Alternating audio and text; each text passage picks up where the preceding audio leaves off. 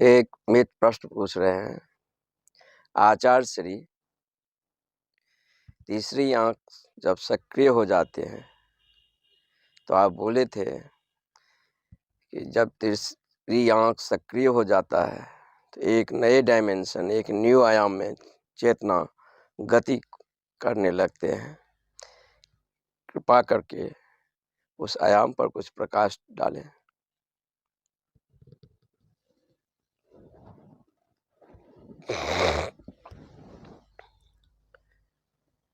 तीसरी आंख हमारी जो दूसरे शरीर है, ईथरिक बॉडी, ऊर्जा शरीर, या जिसे हम सूक्ष्म शरीर कहते हैं, ये उसका हिस्सा है। इस शरीर का ये हिस्सा नहीं है।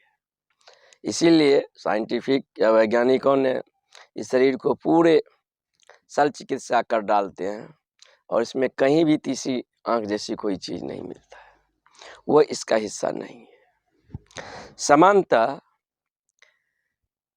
इस आंख से जब हम जगत को देखते हैं, फिजिकल आई से, स्थूल आंख से, तो स्थूल हिस्सा जगत की दिखाई देता है, और तीसरी आंख से जब हम जगत को देखते हैं तो जगत के सूक्ष्म हिस्सा जो है से दिखाई देता है, जो इस आंख के पकड़ में नहीं है। जो ऊर्जा इस आंख में प्रवाह हो रहा है और इस आंख में प्रवाह होकर उसी ऊर्जा के द्वारा इस जगत को हम देख रहे हैं, स्थूल जगत का, यही ऊर्जा को एकाग्रता से या किसी चीज पर टकटकी लगाकर इन सब विधियों के द्वारा इस आंख को ठहराव, इस गति को रोक दिया जाता है। आंख पत्थर की जैसे ठहर जाता है।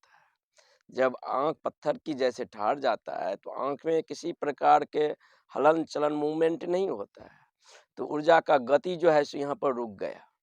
लेकिन ऊर्जा का जो गति यहाँ पर रुक गया तो ऊर्जा तो बहेगा, ऊर्जा तो बहेगा, तो वह आसपास जो न्यूनतम रेजिस्टेंस का जो उसका ड्रॉप पॉइंट रहेगा, वहां से होकर जो है सो वह बहना शुरू कर देगा। जैसे हम एक गिलास पानी यहाँ पर अगर डालते हैं, पानी यहाँ से बहाव का रुख अख्तियार करता है, तो आसपास जो न्यूनतम रेजिस्टेंस फेस होगा वहाँ से पानी बहना शुरू कर देगा। लेकिन उसे हम अगर रोकते हैं वहाँ पर, तो फिर दूसरा जो न्यूनतम रेजिस्टेंसिंग होगा उसको वह वहाँ से पानी जो है सो लीक करके बहना शुरू कर देगा।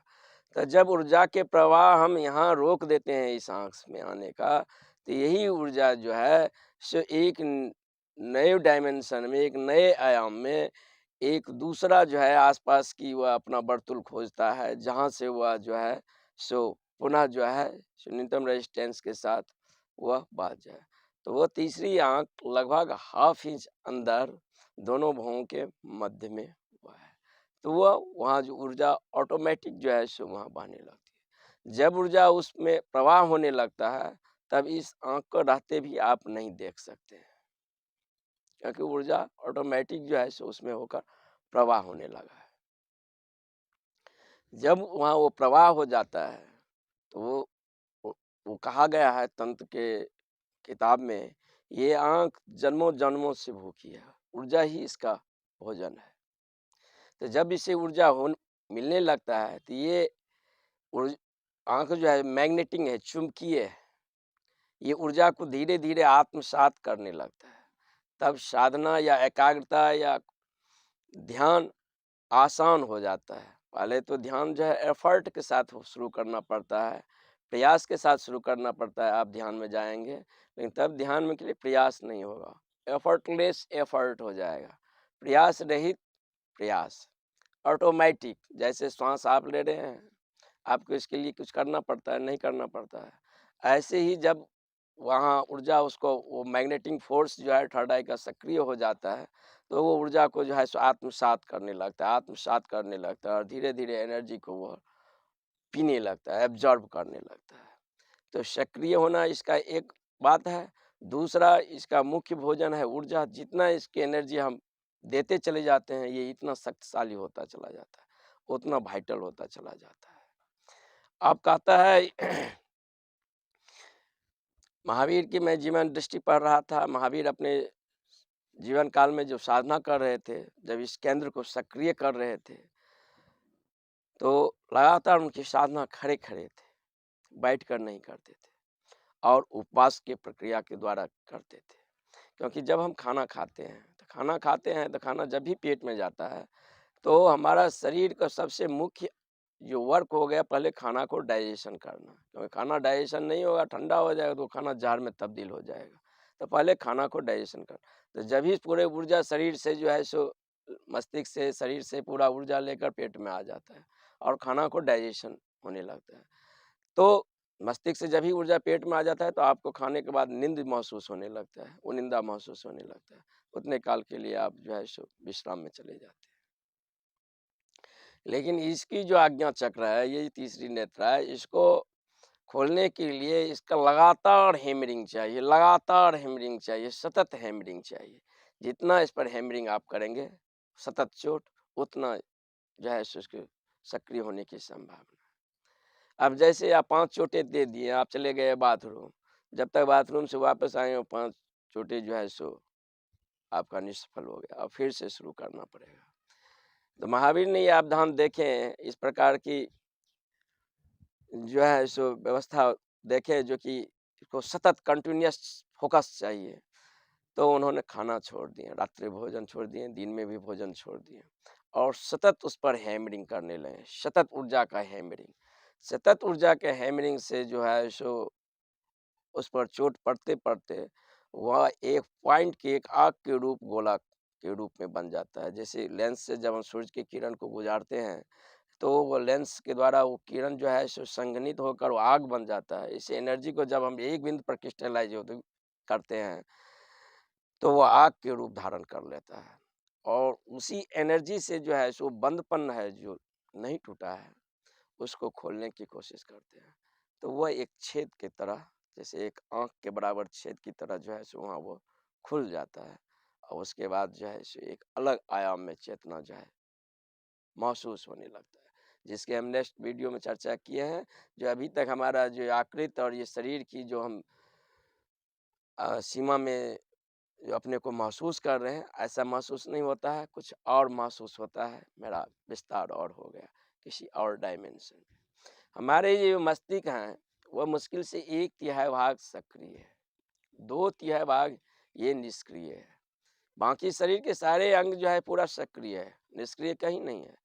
वैज्ञानिक इसको जब रिसर्च करते हैं, देखते हैं कि 2/3 भाग में मस्तिष्क आखिर निष्क्रिय क्यों है,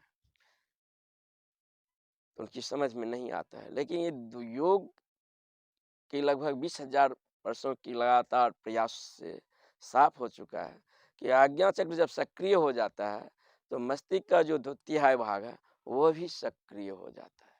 उसमें भी ऊर्जा पास होना शुरू हो जाता है। जब वो सक्रिय हो जाता है, तो हमारे मस्तिष्क में बहुत सारे ऐसे केंद्र हैं और वो केंद्र के द्वारा हम एक नए डायमेंशन, एक नए लोक में हम प्रवेश कर जाते हैं। तो सबसे पहले जब उस आयाम में हम जाते हैं, तो अब जैसे देवता हैं, प्रेत हैं, तो हमारे मस्तिष्क जब वो सेंटर आज्ञा चक्र सक्रिय हो जाता है, तो हम देव योनि से संपर्क कर सकते हैं, हम प्रेत से संपर्क कर सकते हैं। जिसका थर्ड आई सक्रिय हो गया है, अगर वह दृष्टि डाले तो इतना यहाँ इतने सारे लोग बैठे हुए हैं, लेकिन जिसका थर्ड आई सक्रिय हो चुका है, वह देखेगा तो यहाँ एक प्रेत भी बैठा है, वो भी उसको दिखाई देगा। सामान्यतः स्थूल आँख से जो देख रहे हैं उनको नहीं दिखाई पड़ेगा, लेकिन थर्ड आई को जो उपलब्ध हो चुके हैं, उनको वो आयाम दिखाई पड़ेगा। देवता से कम्युनिकेशन हो सकती है। अब ये देवता प्रेत जो कहेंगे अलग-अलग आयाम में रहते हैं, अलग-अलग लोक में रहते हैं, नहीं, नहीं। ये हमारे ही आस-पास में है और हमारे ही आस-पास में है, इसी आकाश में है, लेकिन फिर भी हमसे नहीं मिलते हैं। फिर भी हमें कहीं जो है आर-पार नहीं करते हैं, नहीं कहीं छूते हैं। कभी-कभी किसी क्षण में जो है सो महसूस हो जाता है। जैसे ये कमरा है, ये कमरा अंधकार से भरा हुआ है। पूरा कमरा अंधकार से भरा है, कमरा का होल स्पेस अंधकार से भर चुका है। दूसरी बात, अब इस कमरा में एक दिया जला दें, पूरा कमरा दिया से भर गया। अब इस कमरा में एक हम सुगंध जला दें, पूरा कमरा सुगंध से भी भर गया। अब सुगंध जब जाए पूरा कमरा फैल रहा है, तो ये नहीं कहेगा जो कमरा जो कि पहले हमने दिया पूरा भर चुका है प्रकाश, अब सुगंध को भरने की कोई जगह नहीं है। सुगंध अपना आकाश ले लेता है। कोई एक म्यूजिक आप बजा दीजिए, तो म्यूजिक जब आप बजाते हैं तो वह भी जो है सो कमरा में फैल जाता है। सुगंध पहले भरा था, प्रकाश पहले से कमरा में भर गया था, अब तो जगह नहीं होनी चाहिए। म्यूजिक अपना आयाम ले लेता है। तो जो वस्तु होते हैं, जो वस्तु अस्तित्व में पाए जाते हैं, उस सब का अपना-अपना आकाश है। म्यूजिक अपना आकाश ले लिए हैं। दिया जो है प्रकाश अपना आकाश ले लिया है, अंधेरा अपना आकाश लिए हुए हैं और सुगंध अपना आकाश लिए हुए हैं। तो सबका अपना-अपना आकाश है, उस आकाश में ये डायमेंशन में विचरण करते हैं। तो जब अज्ञान चक्र से मात्र वहाँ बोलना नहीं पड़ता है, वहाँ ओनली भाव कर दें, निस्तरंग, बिना साउंड के भाव आया, आप देवी उन से संपर्क में आ जाए। और इधर आप नीचे जब स्थूल जगत में देखेंगे, तो स्थूल जगत में जो सामान्य आदमी का स्थूल आँख से जो देखने की क्षमता है, वही दिखाई देगा। लेकिन सूक्ष्म शरीर में जो थर्ड आई स्थित है, जिसका सक्रिय हो गया है, वह जब उस पर दृष्टि डालेगा, तो उसे स्पष्ट दिखाई पड़ेगा। यहाँ अगर एक प्रेत बैठा है, तो उसे वो महसूस हो जाएगा, हाँ, वो प्रेत महसूस है। इतना भी नहीं, अभी तक चिकित्सा विज्ञान जो है, मरते हुए आदमी को पूरा निरीक्षण करके ये नहीं बता सकता है जो ये आदमी अब जाने वाला है। लेकिन जिसका तीसरी आँख सक्रिय है, वह उस आदमी पर अगर नज़र डाले, तो वो बता देगा जो कि ये आदमी कब जाने वाला है। क्यों? क्योंकि मृत्यु से पहले जो है सो दूसरे शरीर पर मृत्यु का आवरण हमारे दूसरे शरीर पर महसूस हो जाता है और वह एक काली छाया की तरह दिखाई पड़ता है। वह काली छाया सघन हो गया, तो लगभग जो है सो 6 महीने बिफ़ोर वह जो है सो काली छाया को देखा जा सकता है, जिसका नॉर्मल भी थर्ड आई सक्रिय हो और बताया जा सकता है कब ये आदमी जाने वाला है। जिसका थर्ड आई पूर्ण रूप से सक्रिय हो, तो बच्चा जब जन्म लिया तभी उसको मृत्यु को घोषणा कर सकता है। क्योंकि उस समय जो काली छाया है बहुत सूक्ष्म है, ट्रांसपेरेंसी है, उसको पकड़ना बहुत इंटेलिजेंसी वहाँ मौजूद होनी चाहिए। पूर्ण सक्रिय होगा तभी पकड़ सकते हैं। तो उस आयाम में जो है उस डायमेंशन में जो उसका वर्क हो सकता है। तो सामान्यतः जो हम ये जो जीवन जीते हैं और उसमें जो हमारी अभी 2 आँखों से जो ऊर्जा प्रवाहित हो रहा है, तो हमारे सूक्ष्म शरीर में वह केंद्र मौजूद है। लेकिन बात वहाँ ऐसी ही है, जैसे बल्ब लटका हो और विद्युत धारा बल्ब तक नहीं आ रहा है, बल्ब तो नहीं जलेगा ना। लेकिन अगर वो विद्युत धारा बल्ब तक आएगा तो बल्ब क्या होगा? पुनः जल जाएगा। तो अभी जो जीवन का विद्युत धारा है, सो इसी स्थूल शरीर से होकर इसी 2 आँख में मौजूद है। तो उस आयाम की मुझे ज्ञान महसूस होने लगता है। जब वो विद्युत धारा को मोड़ दिया जाता है और दूसरे शरीर में जो स्थित वो जो हर रहा है, उसमें वो गति करने लगते हैं, तो उसमें प्रवाह ऊर्जा के होने से वो जीवंत हो जाता है। तो मस्तिष्क में बहुत सारे केंद्र जो है सो विकसित होने लगता है। अब कहा गया है तंत्र के बुक में, जो कि तीसरी आँख की साधना करने से पहले साधक को शुद्धता पर बहुत ध्यान दिया जाता है। शारीरिक बहुत सारी ग्रंथियाँ हैं, वो विदा हो जाना चाहिए ध्यान प्रयोग से। मनोग्रंथियाँ हमारे पास बहुत सारे हैं, वह विदा विदा हो जाना चाहिए ध्यान प्रयोग से। प्राणायाम के खास प्रक्रिया से गुजरना चाहिए, उपवास के खास प्रक्रिया से गुजरना चाहिए, योग साधना ध्यान के खास प्रक्रिया से गुजरना चाहिए। अब आप थर्ड आई की साधना कर सकते हैं। क्योंकि इस मनोभूमि पर जब आप यात्री गुजर रहा है, तो ये जो विराट शक्ति है, इतनी विशाल शक्ति, उस पृष्ठभूमि पर गुजरने से पहले थोड़ी शुद्धता उसको ज़रूरी है। क्योंकि जब वो थर्ड आई पूर्ण सक्रिय हो गया, अब वहाँ अगर हम मात्र इतना ही थॉट करते हैं किसी का हत्या, तो हत्या हो जाएगा। थॉट बदलने का भी अवसर नहीं मिलेगा, या अपने ही बारे में सोचेंगे कि आत्मघात, तो आत्मघात हो जाएगा। विचार बदलने के भी वहाँ मौका नहीं मिलेगा, सेकंड भर का नहीं भी मिलेगा। तो ये योग की ग्रंथियों में ये कहा गया है, तंत्र का अवधारणा है कि पहले शारीरिक, मानसिक, भावनात्मक रूप से शुद्धि हो जाए और उसके बाद आप इस शक्ति की पृष्ठभूमि से गुजर सकते हैं। जब उस शक्ति के पृष्ठभूमि से राही गुजरता है, तो कल्पना यथार्थ वहाँ 2 चीज़ नहीं होते हैं, कल्पना यथार्थ एक ही हो जाता है। वहाँ as you think as you present, जो आप सोचेंगे, वह जो है घटना तुरंत होने लगता है। सामान्य भी जीवन में आप कभी ख़्याल से भर जाते हैं, कोई मित्र जो लगता है कोई मित्र आने वाला है, अचानक देखते हैं द्वार पर दस्तक दे दिया है, तो कहेंगे संयोग है, संयोग नहीं है।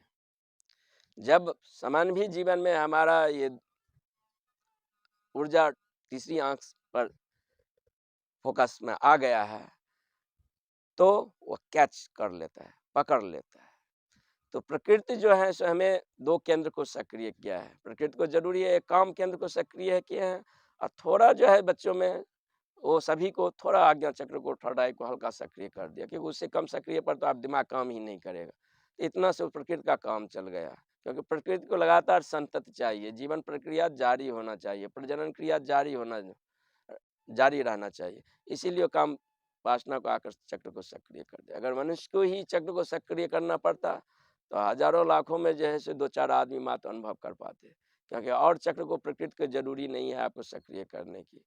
और चक्र के सक्रिय के लिए कि आपको श्रम करना पड़ेगा और श्रम के उस डायमेंशन से गुजर कर जो है सो वो चक्र जो है सक्रिय होता है।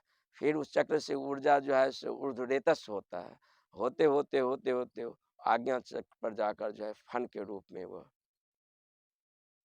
वहाँ पर मारता है। इसे उसे कुंडली में सांप के रूप में प्रतीक के सिंबल कहा गया है। सर्प को इंटेलिजेंसी का प्रतीक माना गया है।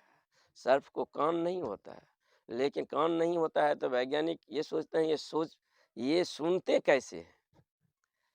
तो बाद में अन्वेषण से पता चला जो कि इसका पूरा शरीर ईच एवरी सेल एक-एक सेल से ये सुनता है।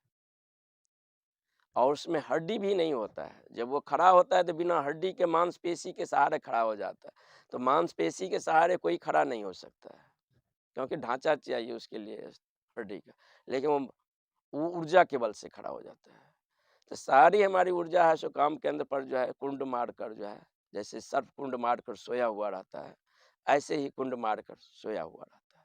जब योग से, प्राणायाम से, आसन से, प्रत्याहार से हम इस पर प्रयोग करते हैं तो कुंड को में हैमरिंग होता है, हैमरिंग से एनर्जी जो है सो जागना शुरू कर जाता है। जैसे कोई सांप कुंडल मारकर बैठा हुआ है और उसको ज़रा सा आप एक कंकड़ फेंक दीजिए तो फन मारकर ऐसे खड़ा हो जाता है। ऐसे वहाँ ऊर्जा का स्फुलिंग होता है और ये ऊर्जा जो है सो अभी जो हॉरिजेंटल एक्सेस में चल रहा है, हॉरिजेंटल एक्सेस ना होकर ये वर्टिकल एक्सेस के रूप धारण कर लेता है और ये ऊर्ध्वरेतस हो जाता है और ऊपर और ऊपर और ऊपर और ऊपर। समानतः हमारी मानता है कि काम वासना का केंद्र मूलाधार है, वो मूलाधार ही केंद्र पर केंद्रित है। काम वासना के केंद्र लगातार गतिमान है, समझ गए? जब कभी हम किसी लड़की को देखते हैं तो हमारे काम वासना के केंद्र आँख में आ गया।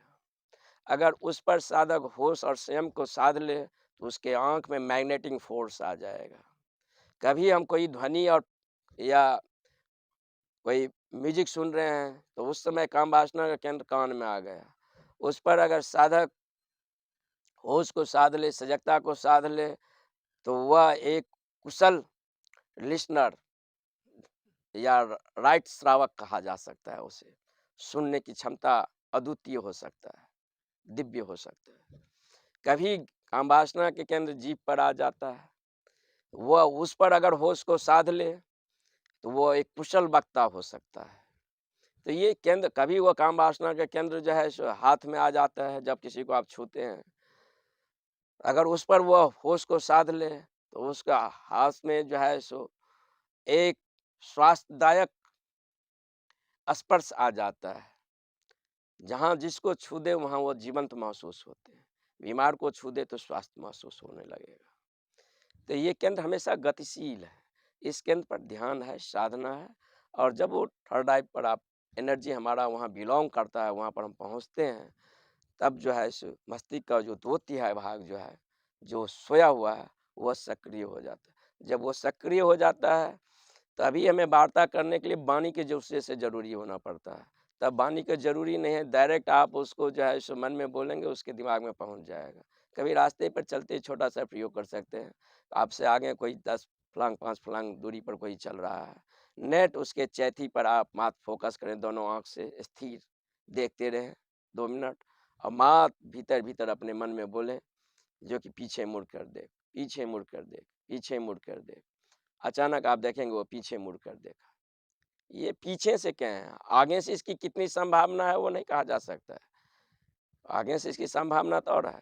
तो यहाँ पर क्लियरेंस, दूरदृष्टि और सब आयाम की बहुत सारी चीज़ यहाँ पर खुलता है और ये शक्ति का भूमि है।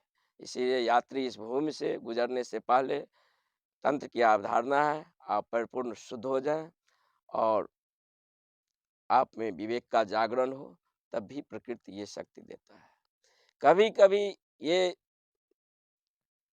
नेत्र जो है थर्ड आई, कोई साधक वर्षों से इस पर काम नहीं किया है, अचानक इस जन्म में काम कर रहा है, तो ये गर्म हो जाता है, आग हो जाता है और इतनी आग हो जाता है बाहर तक चमड़ी जो है सो जलने का उसका बोध आ जाता है। बाहर से भी आदमी देखेगा कि चमड़ी आग से जल गया है।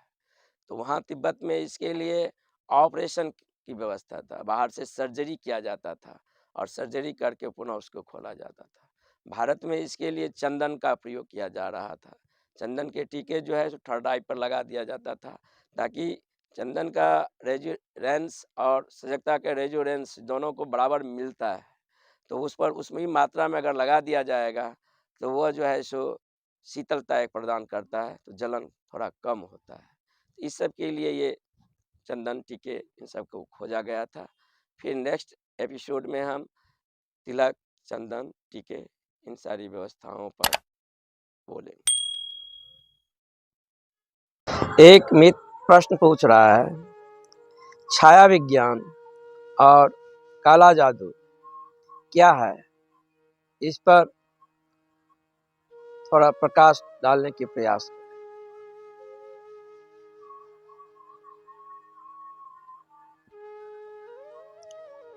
छाया विज्ञान के जानकार मध्य यूरोप, भूटान और तिब्बत के सुदूरवर्ती गांव के लोग, इस विज्ञान के जानने वाले लोग। कहा जाता है अगर ये लोग अगर किसी मनुष्य को छाया को पकड़ ले और उसके छाया के द्वारा उसको विभिन्न प्रकार से ऑपरेट किया जा सकता है, सताया जा सकता है, उस पर बीमारी भेजा जा सकता है, उसे यहाँ तक कि मृत्यु भी उसके द्वारा भेजा जा सकता है। ये खतरनाक लोग होते हैं। ये विज्ञान काम कैसे करता है? ये विज्ञान काम करने का अपना ढंग है। हम लोग इस बात से तो परिचित हैं, कृष्णाष्टमी होता है, दुर्गा पूजा होता है, हम लोग मूर्ति बनाते हैं, मूर्ति को प्राण प्रतिष्ठा करते हैं। अब इस थोड़ा प्राण प्रतिष्ठा के संबंध में हम जाने कि ये प्राण प्रतिष्ठा क्या है। मूर्ति भी जीवंत होता है और मूर्ति भी डेड होता है। अगर मूर्ति ने एक्सेप्ट कर लिया आपका प्राण प्रतिष्ठा तो मूर्ति जीवंत हो जाता है और वह मूर्ति उस व्यक्तित्व का प्रतिनिधि करने लगता है। अगर वह प्राण प्रतिष्ठा एक्सेप्ट नहीं किया है तो मूर्ति जो है सो मृत हो जाती है। तो हम लोग जब कृष्णाष्टमी करते हैं या दुर्गा पूजा करते हैं तो मूर्ति का प्राण प्रतिष्ठा होता है। तो प्राण प्रतिष्ठा जब मूर्ति का होता है तो उसमें कुछ रिचुअल क्रियाकांड होते हैं, कुछ मंत्र होते हैं, कुछ स्पिरिचुअल फिगर के सहायता से उस मूर्ति पर प्रयोग किया जाता है। वो उसकी बाहरी क्रियाकांड है। बाहरी रूप से जो रिचुअल व्यवस्थाएं हैं वह वहाँ पर उसको उपलब्ध मिल गया है।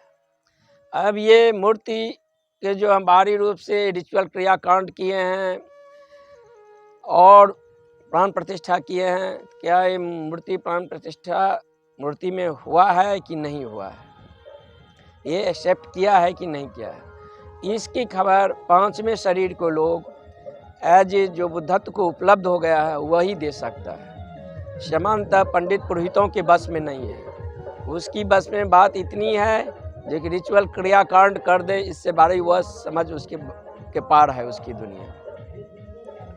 जो पांचवें शरीर के उपलब्ध है वह सूचना देगा। मूर्ति जो है रिसीविंग पॉइंट बन गया है, प्राण प्रतिष्ठा स्वीकार कर लिया है, मूर्ति जीवंत हो गया है। जब ये मूर्ति जीवंत हो जाएगा तब ये सामान्य बात नहीं है, ये ब्रह्मांड के विश्व सत्ता से, विश्व एनर्जी से इसका संपर्क हो गया है। इसके संबंध में एक चर्चा करने से पहले मैं इसके संबंध में थोड़ा सा सोमनाथ के मंदिर पर चर्चा करूंगा।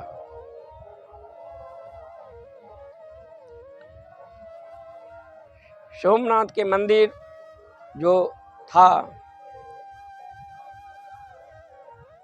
उसमें 600 पुजारी रहते थे और वो मंदिर जीवंत था। तो वो मंदिर जीवंत होने के कारण जो था सो उसके लगभग जो है सो पांचवा और चौथा शरीर को जो व्यक्ति उपलब्ध है वही बता सकता है मंदिर जीवंत है कि मंदिर जो है सो डेड में बदल गया है। मूर्ति में प्राण प्रतिष्ठा जो है सभी तक स्वीकार किए हैं कि प्राण प्रतिष्ठा को वो स्वीकार नहीं किए। ब्रह्मांड सत्ता से वो मूर्ति जुड़ा हुआ है कि नहीं जुड़ा हुआ है। तो ये पांचवें शरीर की जो उपलब्ध हो गए हैं वही इसके बारे में बता सकता है। जब सोमनाथ के मंदिर पर मुस्लिम आक्रांता मोहम्मद गजनवी ने मंदिर पर आक्रमण के लिए आ रहा था तो उस समय भारतीय राजा महाराजा सैनिक ये सब सोमनाथ के मंदिर के पुरोहितों को सूचना दिया, आप मुझे कहें तो मैं मंदिर की सुरक्षा के लिए आ रहा हूँ। वहाँ के पुरोहित ने कहा जो मंदिर, जो ईश्वर सभी को सुरक्षा प्रदान करता है, तुम्हें शर्म नहीं आता है ऐसे ईश्वर को सुरक्षा देने के लिए आ रहे हो? ये राजा सब चुप हो गया, क्योंकि पुरोहित का विश्वास था ये मंदिर का मूर्ति जीवंत है और जीवंत मूर्ति अगर मंदिर में हो तो उसके अंदर हर कोई प्रवेश नहीं कर सकता, ईंट तक उसका बाल बांका नहीं कर सकता, क्योंकि मूर्ति जब जीवंत है तो ब्रह्म सत्ता यानी ब्रह्मांडीय ऊर्जा से जुड़ा हुआ है और स्वयं जो है सो ऊर्जा उसको कैसे सुरक्षा करेगा, वो कायनात को चलाने वाले वो उससे संपर्क में जुड़ा हुआ रहता है। लेकिन मंदिर के मूर्ति जीवंत है कि नहीं इसकी जो सूचना देते जिस प्रकार के व्यक्ति, पांचवें शरीर का व्यक्ति, वो 6 महीना पहले उनका डेड हो चुका था। वो उस प्रकार का आदमी अब उस मंदिर में नहीं थे, जानकार, पारा विद्याओं के जानकार। तो उस प्रकार का आदमी का अभाव में ये लोग यही समझ रहे थे मूर्ति जीवंत है और इस मूर्ति को कि मंदिर के प्रांगण में कोई प्रवेश नहीं कर सकता है, जलकर राख हो जाएगा। लेकिन उनको ये मालूम नहीं था कि 6 महीने पहले ही मूर्ति जो है सो डेड हो गया, मूर्ति अब जीवंत नहीं है। क्योंकि मूर्ति की जो व्यवस्था थी दो छोर का, एक रिचुअल क्रियाकांड और एक मूर्ति को पांचवा शरीर को आदमी जो सूचना दे हमेशा मूर्ति अभी जीवंत है। तो दोनों में आदमियों के बीच एक बैलेंस बना था जिसके द्वारा ये ट्रेडिशन, ये प्रथा चल रहा था। तो आदमी वहां से अनुपस्थित हो गया, मूर्ति हो गया डेड। गजनबी जब आया, एक ही गदा में मूर्ति सोने के थे, खूब मूर्ति को एक ही गदा लगाया, मूर्ति टूट गया, बहुत लूटा, सोमनाथ को मंदिर को ध्वस्त कर दिया। तो मंदिर भी जीवंत होते हैं, मंदिर भी मृत होते हैं। ऐसे काशी विश्वनाथ के मंदिर है। हिंदू जो इजोटेरिक साइंस पर काम कर रहे हैं, ये पारा विद्याओं पर, ये बहुत गहन अर्थों में इसकी डीप पॉइंट पर भी काम करते हैं। जिस प्रकार अस्पताल में सभी आदमी नहीं जा सकता है, अस्पताल सिर्फ बीमारों के लिए है, तो मंदिर एक प्रयोगशाला था, वहाँ वही आदमी जा सकता है जो स्पिरिचुअल रूप से कुछ प्रयोग करना चाहता है, कोई कुछ जानना चाहता है, उनके लिए वह स्थान था। पहली बार जब शूद्रों को लेकर काशी विश्वनाथ के मंदिर पर विनोबा भावे आवाहन किया, मैं जा रहा हूँ। तो करपात्री जी महाराज क्या ने बोले, कोई बात नहीं है, एक फॉल्स मंदिर मैं पुनः बना लूँगा। क्योंकि जब भी एक ओरिजिनल मंदिर बनता है तो उसके बदले में एक फॉल्स बनाता है। फॉल्स इसलिए बनाना पड़ता है कि ओरिजिनल मंदिर में अगर सामान्य आदमी उसमें प्रवेश कर जाए तो मंदिर का जो एनर्जी फील्ड है वो डिस्ट्रॉय हो जाएगा। उसको बचाने के लिए एक फॉल्स मंदिर का अस्तित्व में रखना पड़ता है।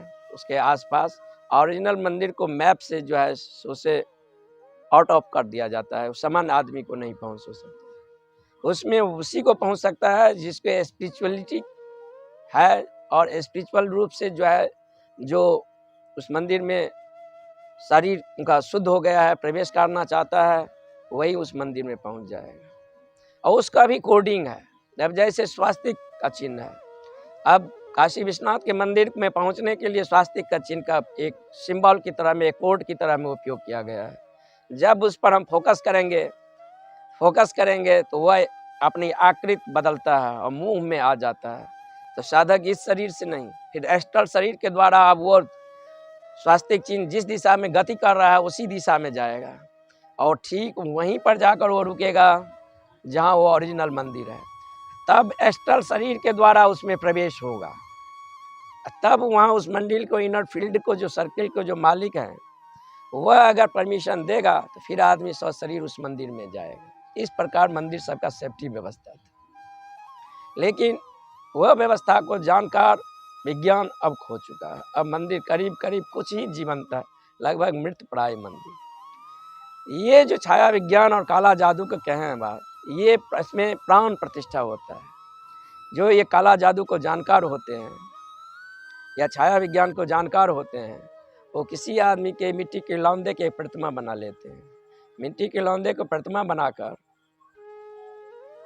उसके थर्ड आई पर उसकी पूरी की पूरी प्रतिमा को मेमोराइज करके और उस पर आरोपित करता है। थर्ड आई से उसके ऊपर फेंकता है। थर्ड आई से जब उसको फेंकता है तो प्रतिमा जो है जीवंत हो जाता है। अब जब वह प्रतिमा जीवंत हो जाता है, तो अगर इस प्रतिमा के साथ, मिट्टी के लौंदे के साथ अगर यहाँ पर अगर चोट किया जाएगा तो वो व्यक्ति जहाँ होगा वहाँ उसको चोट लगेगा।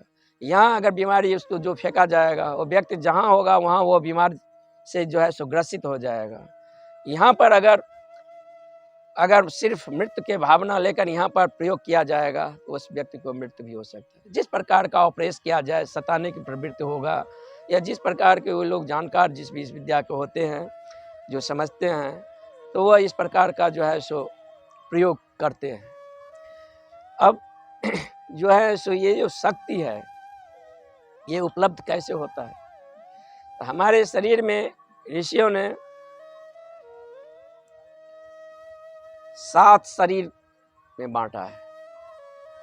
पहला का फिजिकल बॉडी, भौतिक शरीर कहते हैं। दूसरे बॉडी को ईथरिक बॉडी, आकाश शरीर कहते हैं। तीसरे को एस्ट्रल बॉडी, सूक्ष्म शरीर कहते हैं। चौथे को मेंटल बॉडी, मनस शरीर कहते हैं। पांचवें को स्पिरिचुअल बॉडी, आत्मिक शरीर कहते हैं। छठे को कॉस्मिक बॉडी, ब्रह्म शरीर कहते हैं। सातवें को बॉडीलेस बॉडी कहा जाता है, यानी निर्माण शरीर। जब आदमी चौथे शरीर में आता है वहाँ बहुत प्रकार की शक्तियाँ उपलब्ध होते हैं। प्रकृति की तरफ से एक ग्रेस उपलब्ध होता है, एक प्रसाद उपलब्ध होता है, जो सामान्य आदमी के लिए चमत्कार होता है। वह आदमी दूसरे के मस्तिष्क में क्या चल रहा है वह समझ सकता है। आपके घर में कहाँ क्या रखा है वह बाहर से बता सकता है, घर के बाहर से समझ सकता है। दीवार के पार क्या है वह जान सकता है। बिना बोले आपके मस्तिष्क में विचार को, थॉट को पहुंचा दिया जा सकता है। क्योंकि हमारे और दूसरे मनुष्य के बीच, या हमारे या आपके बीच ये जो दूरी है, ये दूरी होने के कारण है फिजिकल बॉडी पर कारण देखते हैं ये शरीर ये हुआ, वो शरीर हुआ है, दोनों शरीर अलग है। दूसरे शरीर इतरिक बॉडी यानी आकाश शरीर में हम अगर चले जाएं तो भी हमारे आपके बीच दूरी बनी रहती है। तीसरे शरीर एस्ट्रल बॉडी में हम चले जाएं तो भी हमारे आपके बीच दूरी बनी होती है। लेकिन अगर मनुष्य अपने चौथे शरीर में चला जाए तो चौथा शरीर में हम और आप अलग नहीं है, हम और आप एक ही हैं। तो उसको एक ऐसे समझिए, एक तालाब है, तालाब में बहुत सारे मटके रखे हुए हैं, सारे मटके में पानी भरा हुआ है और हर एक मटका ये समझ रहा है मेरा पानी अलग, मेरा पानी अलग, मेरा पानी अलग। क्योंकि मटके का जो दीवार है, कंटेंट है, वह बता रहा है कि उससे कुछ पृथक है, ये पृथक है, ये पृथक है। लेकिन कोई मटका अगर ऊपर आ जाए, थोड़ा छलांग लगा कर देखे तो उसको स्पष्ट दिखाई पड़ेगा, अरे हम लोग तो व्यर्थ अपने में जो है सो एक दूसरे से भिन्न समझते हैं। सारे मटके में इसी तालाब का पानी है और इसी पानी से हम लोग जो है सो फिलअप है।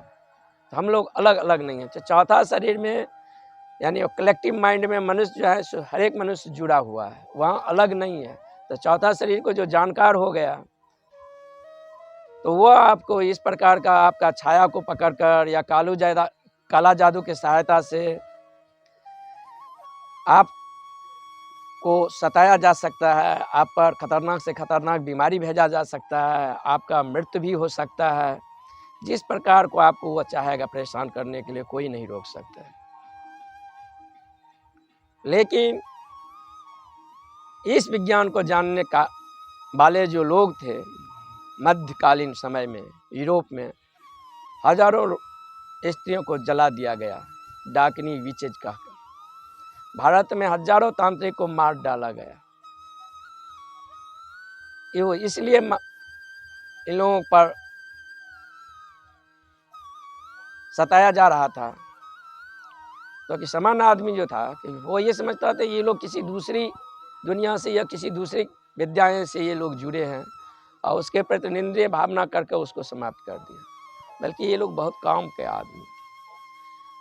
हमारा जैसे पुरुष है, पुरुष का पहला बॉडी पुरुष का है तो दूसरा बॉडी जो ईथरिक बॉडी है वो स्त्री शरीर है और तीसरा बॉडी अगर पुरुष है तो चौथा शरीर फिर स्त्री है। और स्त्री का पहला बॉडी स्त्री है तो दूसरा बॉडी उसका पुरुष है और तीसरा बॉडी जो है स्त्री है तो चौथा बॉडी पुरुष है। तो जब आदमी साधना करता है पहले शरीर से तो पहला बॉडी पर जब साधना किया एक साधना का क्लाइमेक्स बिंदु होता है, पहला शरीर और दूसरा शरीर मिलकर एक यूनिट का निर्माण करता है। तो पहला शरीर मर्ज हो जाता है दूसरा शरीर में, ईथरिक बॉडी में। या पहला शरीर पुरुष का पुरुष है तो दूसरा शरीर उसका स्त्री है, तो पहला बॉडी मर्ज कर जाता है उसका दूसरे शरीर में और एक यूनिट बन जाता है। दो शरीर मिलकर एक शक्तिशाली यूनिट बन जाता है। फिर दूसरा शरीर पर काम करेगा अपने स्त्री शरीर पर, तो दूसरा शरीर और तीसरा शरीर फिर पुरुष है, ये दोनों मिलकर फिर पुरुष हो जाएगा और एक यूनिट का पुनः निर्माण किया। फिर साधक यहाँ श्रम करेगा, फिर तीसरा शरीर पुरुष का, चौथा शरीर स्त्री का है, ये दोनों जो है सो मर्ज कर जाएगा और फिर जो है सो वो एक यूनिट का निर्माण करेगा। वो शरीर बहुत शक्तिशाली होता है। जब चौथे शरीर में साधक पहुँचता है तब वह आध्यात्मिक प्राभौतिक रहस्यमयी विद्याएं वो जानकार हो जाते हैं। यहाँ से तंत्र ने दो मार्ग खोला है, एक वाम मार्ग, एक दक्षिणीपंथी मार्ग। वाम मार्ग को साधक जब इस प्रकार का शक्त मिलता है तो उसके अहंकार जो है में एक फुसफुसाहट आ जाती है और उसके अहंकार उस पर आधिपत्य करना चाहता है और इस प्रकार के शक्ति पाकर वह मारण, मोहन, उच्चाटन, वशीकरण इन सब शक्तियों के लोगों के बीच वो प्रयोग कर कर अपने आप को सर्वश्रेष्ठ समझना चाहते हैं। ये बहुत निम्न मनोवृत्ति के आदमी होते हैं क्योंकि इतने दूर तक आए हैं, इतने श्रम से आए हैं, फिर यहाँ से ये नीचे गिर रहे हैं। क्योंकि जब आप इस प्रकार का काम करेंगे कुछ दिनों के बाद ये शक्तियाँ पर ऑटोमेटिक अस्तित्व की तरफ से बैंड लग जाते हैं। फिर यहाँ से पॉजिटिव रूप दक्षिण पंथ की ओर गुजरता है। वहाँ साधक इस प्रकार की शक्तियों को पाकर किसी प्रकार का उसमें फुसफुसाहट या ईगोपन या किसी प्रकार के अपने आप को अलग असामान्य व्यक्ति नहीं समझने लगता है, बल्कि ये शक्ति जो ईश्वर ने दिए हैं उन्हीं के चरणों में समर्पित कर दी। तो और उससे विराट शक्तियाँ उस पर उसे मिलता है। तो इस पद पर जितने मिलता चला जाए उतने हम उस पर जो है सो उसको वहीं छोड़ दें, वहीं चढ़ा दें। और क्योंकि पहला सीढ़ी पर आप आए हैं तो इतनी बात दिखाई पड़ता है, दूसरी सीढ़ी पर खड़ा होंगे तो कुछ और दिखाई देगा, चौथे सीढ़ी पर जाएंगे तो कुछ और आयाम डायमेंशन होगा, पांचवें पर कुछ और अलग आयाम डायमेंशन होगा। ये तो अपनी चौथे शरीर पर आए हैं, चौथे महल पर आए हैं, वहाँ ये आप संभावना देखते हैं।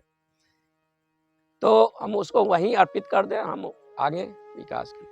तो इस प्रकार जो लोग मध्यकालीन समय में थे, ये लोग मनुष्य के लिए बहुत सहायता कारक थे।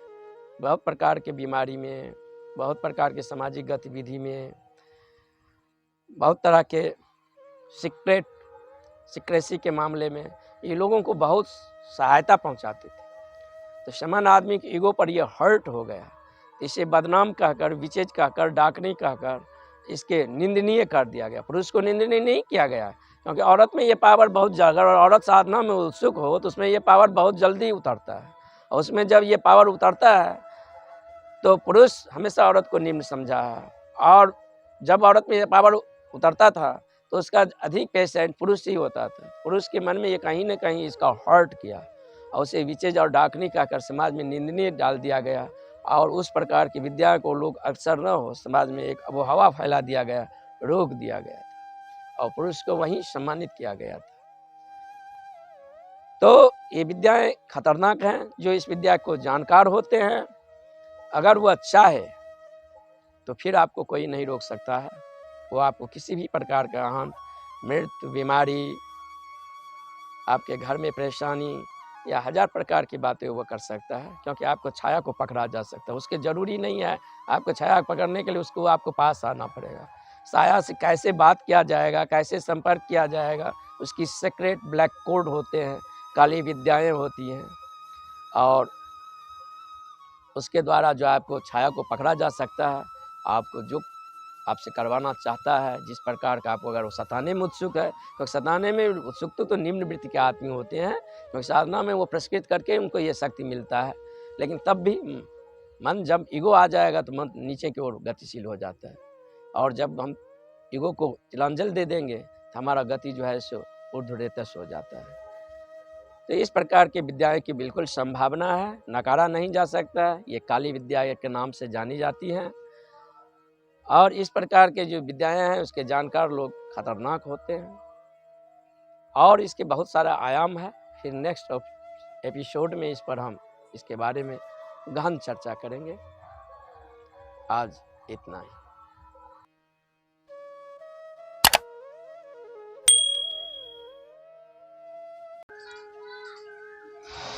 जब हम इस शरीर की क्रियाओं के प्रति जागरूक हो जाते हैं तो ये शरीर जो हमारा है और ट्रांसपेरेंस हो जाता है, पारदर्शी हो जाते हैं। तो इस शरीर का हमारा अतिक्रमण हो जाता है। तो दूसरे शरीर में जो हमारा इतरिक बॉडी में जो हलचल होता है, भय है, प्रसन्नता है, खुशी है, तो इन सब वृत्तियों के प्रति हमारी जागरूकता हो जाता है। अब जैसे प्रेम है, तो प्रेम में ये शरीर जो इतरिक बॉडी है वह फैलता है, और प्रसन्नता को महसूस होता है। प्रेम का मतलब क्या होता है? जिस व्यक्ति से हम अब प्रेम कर रहे हैं उससे मुझे किसी भी प्रकार का भय नहीं, उसके सामने मैं अपना नग्न रूप प्रदर्शित कर सकता हूँ, उसके सामने मैं कोई जो है पर्दा नहीं रख सकता। प्रेम का मतलब ही यही होता है, अब मुझे उससे कोई भय नहीं। तो प्रेम में ये शरीर फैलता है। कभी कभी साधक ध्यान में प्रवेश करता है गहरे, तो उसको ये महसूस होता है कि मैं पूरे कमरा में फैल गया हूँ। उसका प्रतीक इतनी गहन होता है, इतना डीपली होता है, जो कि जब वह आंखें खोल कर देखता है तो ये शरीर तो वैसे की है, वैसे ही दिखाई पड़ता है। लेकिन फिर आंखें बंद करता है, लगता है भाव शरीर में पूरे कमरा को में फैल गया।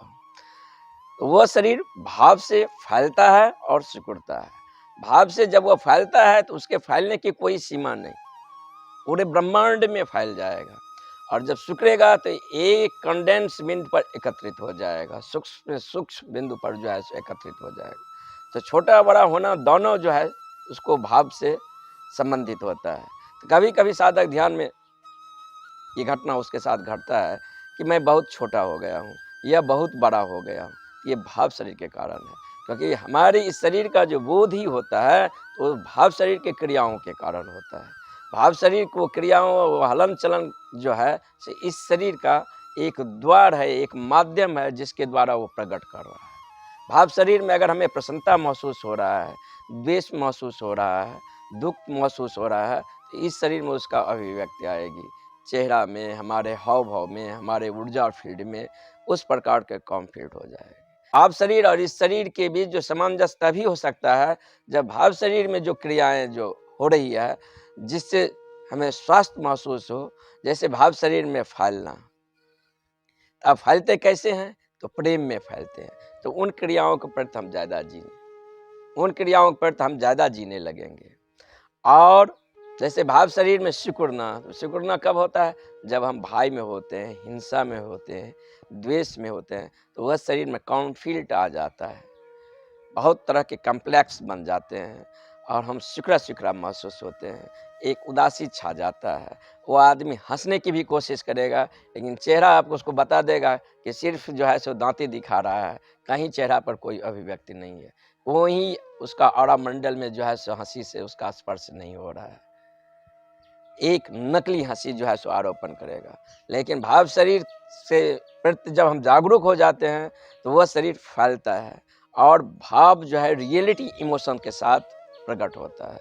अभी हम इतने झूठे हो गए हैं कि इस शरीर की क्रियाओं का क्या, भाव शरीर की क्रियाओं के प्रति भी हम झूठे हो गए हैं। जब हँसी नहीं होता है तब हँसी लाते हैं, जब प्रेम नहीं होता है तो प्रेम लाते हैं।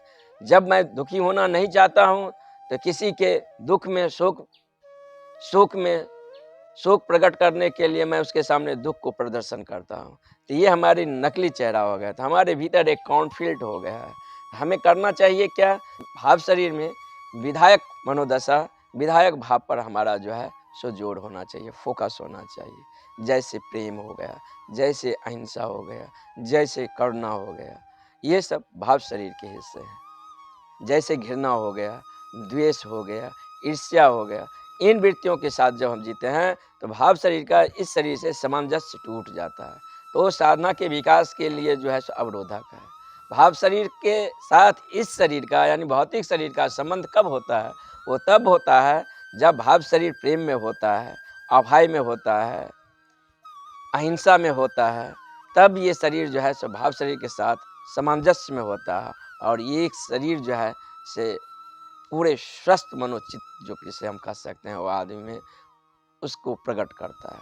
इस शरीर को आभा को देखकर या इस शरीर के क्रियाओं को देखकर कोई आदमी बाहर से भी कह सकता है, जो संवेदनशीलता जिसका उतना गहरी नहीं है, वह भी झाँक देगा कि मौजूदगी मात्र से उसको ऐसा पता होगा कि ये आदमी सामान्य आदमी से भिन्न है। क्योंकि जब हम किसी के साथ कंपनी लेते हैं या बैठते हैं, तो सामान्यतः तो देखता है ये 2 शरीर बैठा हुआ है, लेकिन दोनों शरीर के बीच जो दूसरा शरीर है, यानी उस व्यक्ति का ईथरिक बॉडी और जिसके साथ बैठा है उसका ईथरिक बॉडी, उन दोनों का ईथरिक बॉडी में अंतर है। बहुत सूक्ष्म अंतर है। हो सकता है उस समय वे ईर्ष्या, द्वेष, घृणा के लम्भाए से डोल रहा हो। दूसरा व्यक्ति जो है सो प्रेम, आनंद, खुशी, मैत्री के भावनाएँ से लम्भाए हो। तो दोनों को शरीर पर जो प्रकट हो रहा है भावनाएँ, वो अलग-अलग होगा। वो आदमी औपचारिकता बस आपके साथ संवाद कर रहा है या प्रेम का या वह आपके साथ मैत्री भावना दिखा रहा है, भीतर गहरा में वो अनुभव नहीं कर रहा है। लेकिन जो व्यक्ति रियलिटी में जिसका भाव शरीर के साथ सामंजस्य है, वो तभी सामंजस्य होता है जब भाव शरीर फैले हुए रहता है। तो फैले हुए किस वृत्ति में रहता है? वो प्रेम में रहता है, वो अहिंसा में रहता है, वो करुणा में रहता है, वह एक स्वस्थ मनोचित है। और जिस चीज़ में जिस भाव दशा में वो सिकुड़ता है, उसके साथ साधक को करना चाहिए, अपनी सामंजस्य तोड़ लेना चाहिए, उसके साथ नहीं जीना चाहिए। इन वृत्तियों के साथ जीना चाहिए जिसमें वह फैलता हुआ महसूस होता है। तो ईथरिक बॉडी या इस बॉडी के बीच एक सामंजस्य स्थापित होता है। तो ये इसका साधना से विकास हुआ, क्योंकि ईथरिक शरीर का यानी वो जो दूसरी चक्र है, उसको प्रकृति के द्वारा जो दिया गया संभावना है, भय है, घृणा है, क्रोध है, ईर्ष्या है, द्वेष है, हिंसा है। और साधना से जब हम उपलब्ध होंगे, तो प्रेम हुआ, करुणा हुआ, मैत्री हुआ, अहिंसा हुआ। तो इन वृत्तियों पर हमारा अपना फ़ोकस डालना चाहिए। होता है कि हमारे सामने जो कंटेंट होता है, अब मान लीजिए कंटेंट आपके सामने एक खूबसूरत फूल है, तो जब हम उस पर अपनी ऊर्जा डालते हैं, उतने समय के लिए हम भी उस फूल के आबो-हवा के साथ, उसके खुशबू के साथ, उसके एक बहाव के साथ उस समय मैं भी वही हो जाता हूँ। जब हमारे सामने कोई एक मान लीजिए बदसूरत स्त्री है या क्रूप चेहरा है, जब मैं उस पर अपना फ़ोकस देता हूँ, उतने समय के लिए मैं भी क्रूप हो जाता हूँ और मेरी भी मनोदशाएँ उन वृत्तों के बीच डोलने लगते हैं। हम अपनी फ़ोकस किस पर देते हैं? अगर हम अपनी फ़ोकस हिंसा पर देते हैं, अगर हम अपनी फ़ोकस द्वेष पर देते हैं, अगर हम अपनी फ़ोकस घृणा पर देते हैं, तो हम घृणा ही बन जाते हैं। हमारी ढांचा जो है इथरिक बॉडी का, उसका संस्कार जो है, उसका लीक जो है, बहाव है, उस ऊर्जा उसी बहाव से होकर बहने लगता है और लगातार हमारे ऊपर एक संस्कार का छाप छोड़ देता है और हम जो है ईर्ष्या, द्वेष, घृणा की पृष्ठभूमि में जीने लगते हैं। जब हम यहाँ अपना फ़ोकस बदलते हैं, हम प्रेम, करुणा, मैत्री, अभय की ओर अपना फ़ोकस डालते हैं, तो हमारी ऊर्जा उस पृष्ठभूमि से गुजरने लगता है और एक अलग प्रकार के हमारे व्यक्तित्व में सुभाष आ जाता है। वह उसका साधना से ट्रांसफॉर्मेशन रूप हो गया है। तो जब हम इन वृत्तियों में जीने लगते हैं, तो वह हम भाव शरीर के दूसरी संभावना का हम उपलब्ध हो गए हैं। जिस आदमी में जो है भाव शरीर अपनी साधना से दूसरी संभावना को उपलब्ध कर लिया है और जिस आदमी में भाव शरीर साधना के दूसरी संभावना को उपलब्ध नहीं किया है, दोनों आदमी साथ-साथ बैठा है, तो ये तो हम देख सकते हैं कि दोनों आदमी को चेहरा या उनकी बनावट बाहरी तौर पर वो हमको सामान्य दिखाई पड़ेगा।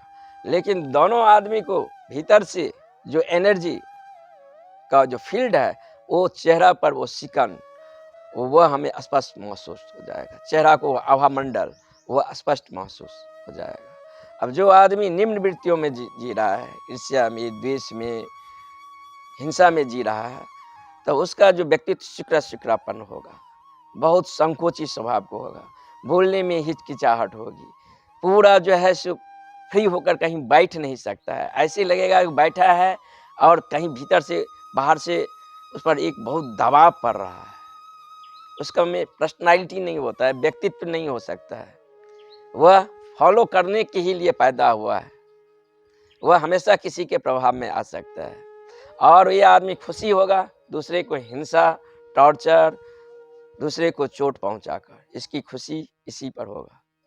और जो आदमी साधना से दूसरी संभावना को उपलब्ध हुआ है, तो प्रेम की अलग सुभाष है, करुणा की अलग सुभाष है, मैत्री का अलग सुभाष है, उसका अपूर्व आनंद है, तो वह और आगे बढ़ता है, तो अस्तित्व उसके सामने और द्वार खोल देता है। बल्कि कर्म की पूरी श्रृंखला या कर्म की पूरी सिद्धांत ही है, जब आप किसी के साथ कुछ करते हैं, तो ये प्रकृति जो है सो रिस्पॉन्स लेता है, ये संवेदनशील है, इसकी बुद्धिमत्ता, इसकी इंटेलिजेंसी, ये जो है संवेदनहीन नहीं है।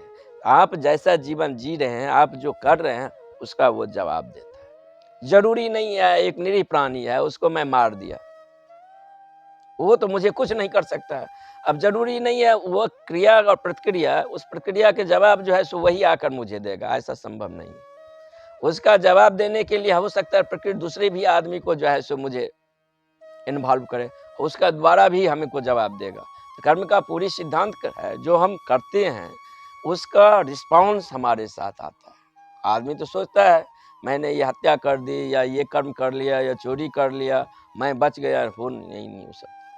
इतनी बड़ी विराट कायनात चल रहा है, इतनी गहन अनुशासन में पृथ्वियाँ घूम रही है, चाँद घूम रहे हैं, ग्रह नक्षत्र तारे घूम रहे हैं, कभी एक दूसरे के सामने नहीं आते हैं, एक गहरी अनुशासन है। समय पर ऋतुएँ आते हैं, समय पर सूरज आते हैं, सब चीज़ अपने समय पर जो है सो आता है, वर्षा होते हैं।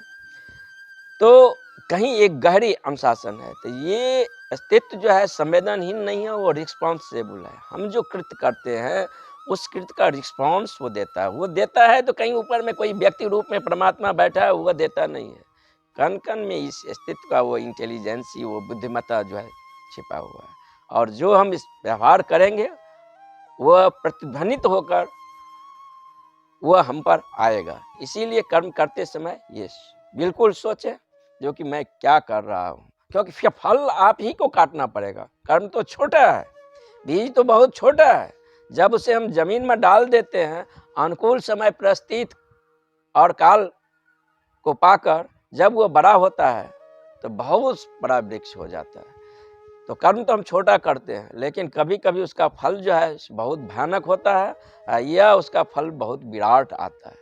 तो शुभ होगा उसका रिस्पॉन्स अस्तित्व वैसा देगा, अशुभ होगा तो उसका रिस्पॉन्स ऐसा ही देगा।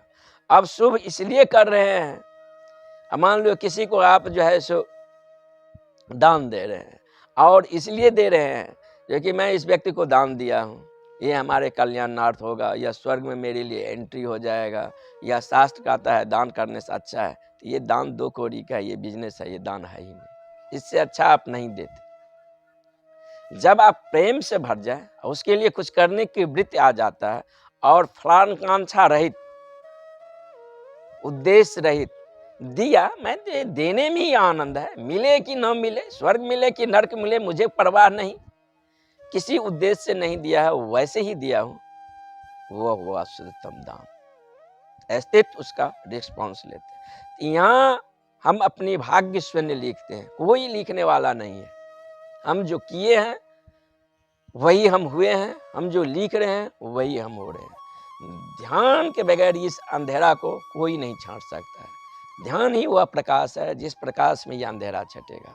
तो दूसरे शरीर के जब हम क्रियाओं को प्रति होशपूर्ण हो जाएंगे, वेव के प्रति होशपूर्ण हो जाएंगे, तो दूसरे शरीर में जो भावनाएं हैं, उदासी है, प्रसन्नता है, ईर्ष्या है, द्वेष है, वो भावनाएं हैं, वह वेव है, और पहले शरीर में आकर वह ध्वनि में बदलता है, पहले शरीर में आकर वह क्रिया में बदल जाता है।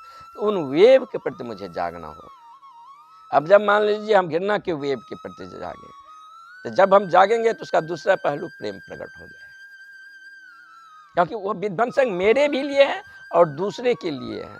और ये बहुत निम्न मनोवृत्ति है कि दूसरे आदमी को हम चोट पहुंचाकर हम आनंदित हो कैसे सकते हैं?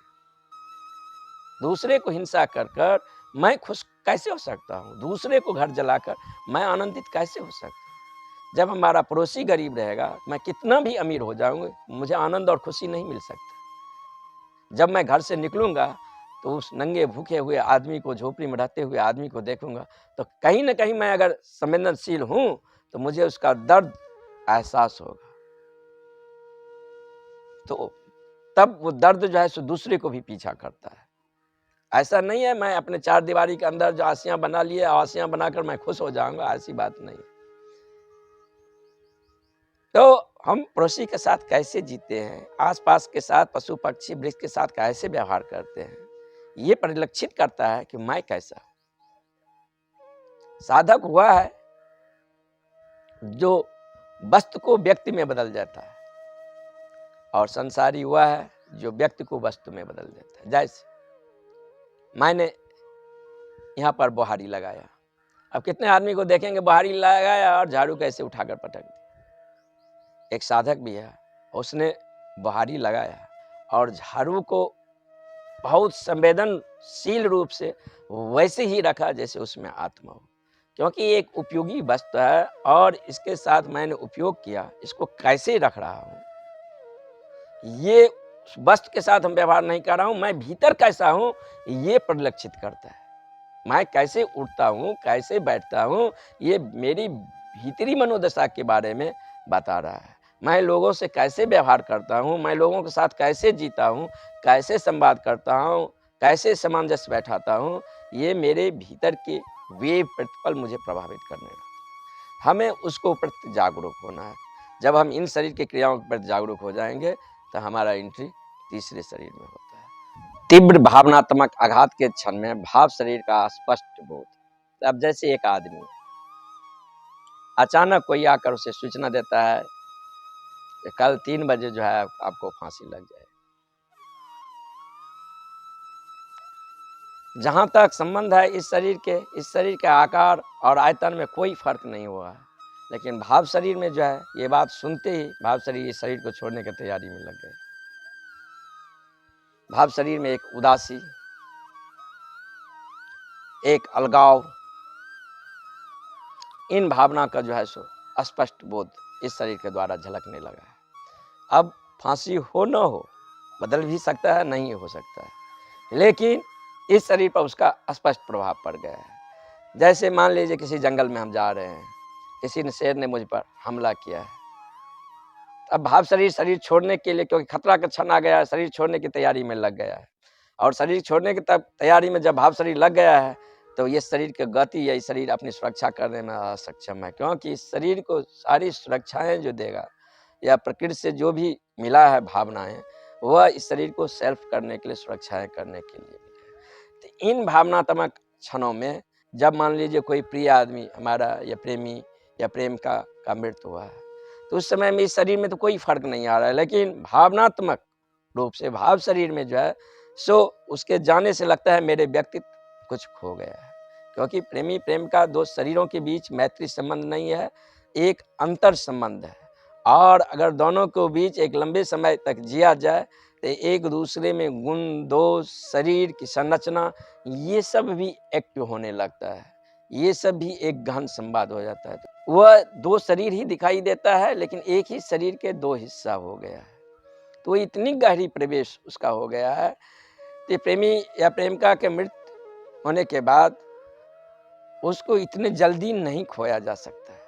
प्रेम कितना गहरा है इस पर डिपेंड करेगा। कभी कभी 3 महीना लग जाता है, सामान्य में 9 भी महीना लगता है, और बहुत गहरा हो तो 3 साल भी लग जाता है, क्योंकि समय हर घाव का मिटा देते हैं। तो जब हम तीव्र भावनात्मक क्षणों में होते हैं, तो भाव शरीर का स्पष्ट हमें बोध होता है। तो जब उनकी क्रियाओं के प्रति जागरूक हो जाएंगे, जो प्रकृति से हमें भाव दशाएं मिली हैं, और वह भी मिली हैं ताकि इस शरीर को सुरक्षा के लिए, तो जब उनके प्रति हम होशपूर्ण जागरूक हो जाएंगे, तो वह दूसरी संभावना को उपलब्ध हो जाएंगे, और हमारा दूसरा चक्र एक्टिवेट हो जाएगा।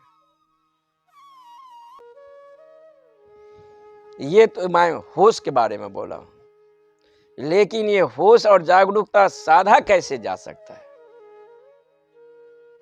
क्योंकि अभी तो मैं 5 मिनट बैठने की कोशिश करता हूं, पाँव में चींटियां काटने लगते हैं, हाथ झुनझुना जाता है, रीढ़ जो है सो झुक जाता है, मन भागा भागा लगता है।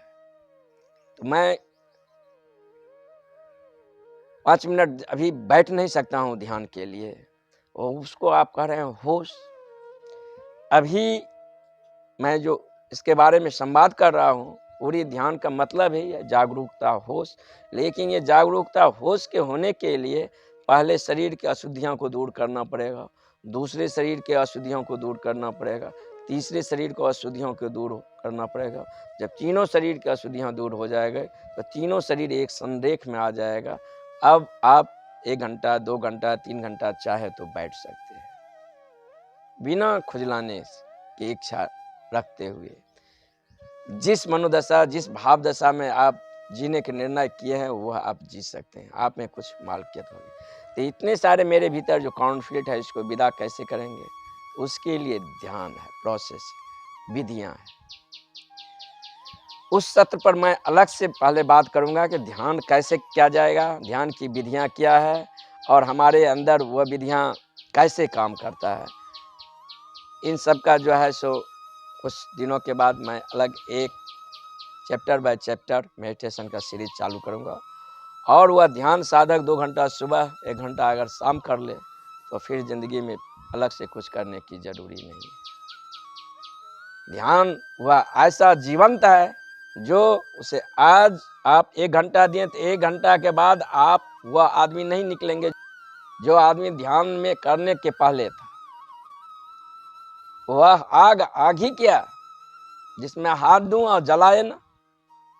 हमारी प्रार्थना या पूजा मंदिर और गिरजे में करते हैं, तो आदमी जाता है और प्रार्थना घर के लौटता है, लेकिन उसके व्यक्तित्व वैसे के वैसे मुर्दा, कोई उसमें बदलाहट नहीं महसूस होता है। बरसों से जा रहा है, लगता है और घिस पिट गया, और उससे वास आ रहा है, बू आ रहा है, और वह जो है सो गंदगी से भर गया। नहीं, प्रार्थना का और ध्यान का मतलब है, आज अगर आप 1 घंटा दिए, तो कल कहना नहीं पड़ेगा। ईमानदारी से अगर 1 घंटा आप पूरा किए, मेहनत किए, तो वह 1 घंटा कल आपको खींच के लाएगा। वह सारे दिन में आप उसका परिवर्तन देखेंगे, उसकी जीवंतता देखेंगे, उसके लाइव महसूस होगा मेरा व्यक्तित्व में किस प्रकार का रूपांतरण हुआ है, किस प्रकार का चेंज हुआ है। किस प्रकार का स्पॉन्टेनियस मेरे व्यक्तित्व में प्रदत्त हुआ है। इन सारे विधियों पर हम जब ये सत्र पूरा हो जाता है तो उसके बाद हम चर्चा करेंगे। और हमारी प्रत्येक आदमी से ये कहना है, जो भी श्रोता हो, साधक हो, 24 घंटा है, 2 घंटा जरूर ध्यान के लिए दें। वही आपकी मूल पूंजी है। और अभी भी आप में जो कुछ किए हैं, जो कुछ भी प्रतिभा है, वह ध्यान की बदौलत हो। चाहे अभी किए हो या किसी जन्मों में किए हो, ध्यान के बिना कहीं कुछ मिलता नहीं है। ध्यान वह पूंजी है, ध्यान वह कुंजी है जो हमारे भाग्य को खोलता है, हमारे प्रतिभा में धार देता है। एक कृष्ण या एक बुद्ध को जो होने की संभावना है वो प्रत्येक मनुष्य में है। अंतर यही है, वह अपनी अंतिम खिलावट को उपलब्ध हो गए हैं। मैं जमीन पर जो है सो सड़क रहा हूं। प्रकृति ने मुझ में भी उतनी ही तत्व दिया है। कहा जाता है हर एक आदमी के मस्तिष्क में 7 करोड़ सेल है। और वैज्ञानिक कहता है कि अगर एक से एक सेल को जोड़ दें तो पूरी पृथ्वी को परिक्रमा कर लेगा। एक ही सेल को इतनी पावर है कि विश्व के समस्त लाइब्रेरियों को अपने मस्तिष्क के अंदर रख लेगा, अगर उसे समय मिले। लेकिन सामान्य आदमी को जो मस्तिष्क है वो 2% सक्रिय होता है। और हमारे महान से महान जीनियस प्रतिभाशील व्यक्ति में वो मस्तिष्क 15% कार्य करता है, जिसे हम आइंस्टीन, भावार, न्यूटन, ये जो हमारे वैज्ञानिक हैं, एडिसन, इन सब के मस्तिष्क को जो जांचा गया, जिनका आईक्यू लेवल जो है, इंटेलिजेंट कोशिएंट, इनका जो है 15% पाया गया है। और जब ये 100% जाग जाता है तो वो मस्तिष्क कैसा प्रतिभावान होगा, वो व्यक्तित्व में कैसा धार होगा, वो किसी बुद्ध में, किसी कृष्ण में, किसी पतंजलि में वो मस्तिष्क 100% एक्टिवेट हो जाता है। कैसे वो 100% एक्टिवेट हो, हम उसका एक सीरीज ही अलग से शुरू करेंगे और उसमें उस प्रोसेस, वो ध्यान के मार्ग और विधियां की उसमें चर्चा करते रहेंगे। तो हम अपनी प्रतिभा में धार दें ताकि ये दास्ता और उदासी भरा जिंदगी विदा हो सके। जिंदगी में एक नए सुगंध आए, एक नई आबोहवा आए, एक नया डायमेंशन आए, वह ध्यान के साथ हो सकता है। इसीलिए ध्यान करें। ध्यान ही सभी दुखों को पार ले जाएगा।